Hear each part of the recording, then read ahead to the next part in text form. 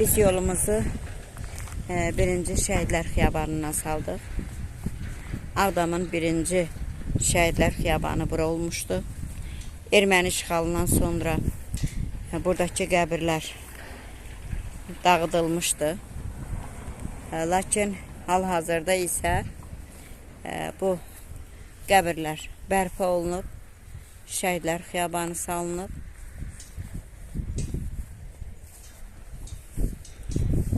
.90'dan başlayaraq bu günə qədər şəhidlər burada uyuyurlar. 44 günlük şəhidlərimizin bərpa olunduğu yer başqadır. Bura isə əvvəlki Şəhidlər Xiyabanıdır. Bizim üçün bütün şəhidlər əzizdir. Hər bir şəhidimizin ruhu qarşısında baş əyirik. Yağı düşmən körpə övladlarımızdan belə keçmədi.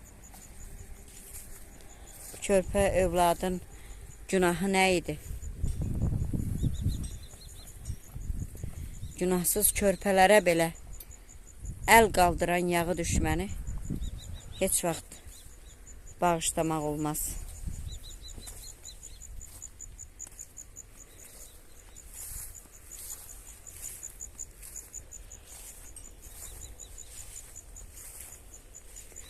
Allah bütün vətən şəhidlərimizə rəhmət eləsin. Məkanları cənnət, məqamları ucu olsun.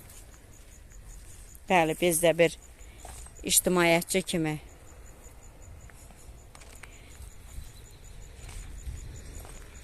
borcumuzdur ki, şəhidlərimizi yad edək.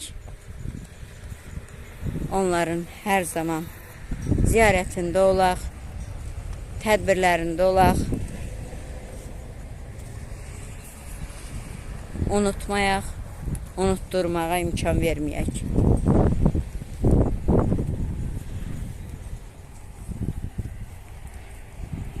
Belə oğulları boya başa çatıran anaların qarşısında baş əyirik. Dözə bilməyib dünyasını dəyişən analara Allah rəhmət eləsin, qalanlara can sağlığı və səbir diləyirik.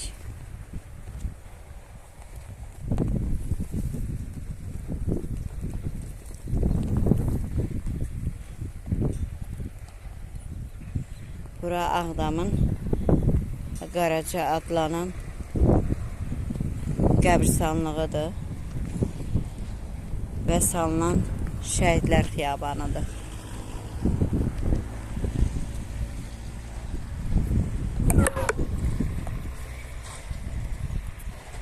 Hər zaman bayrağımız ucu oldu. Heç vaxt da bu bayraq yenməyəcək. Belə bir fədakar oğulları olan vətən heç vaxt əyilməz, bayrağını da əyməz. Allah sizə rəhmət eləsin, ruhunuz şad olsun.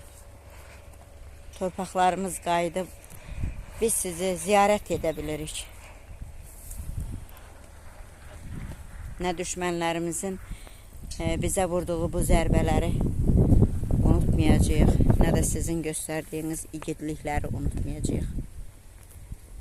Allah sizə rəhmət eləsin. Çəkilişi apardı İctimai Nəzarət Cəmiyyətinin İdarə Heyətinin üzvü Arzu xanım İdilova.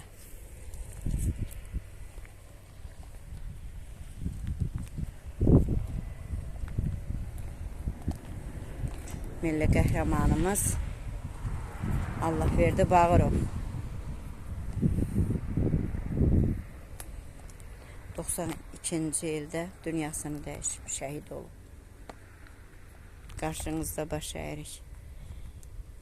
Şəhidimiz.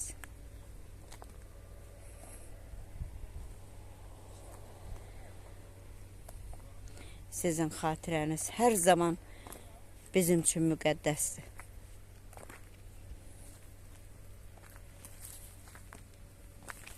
Köppə balalarımız düşmənə nə eləmişdi?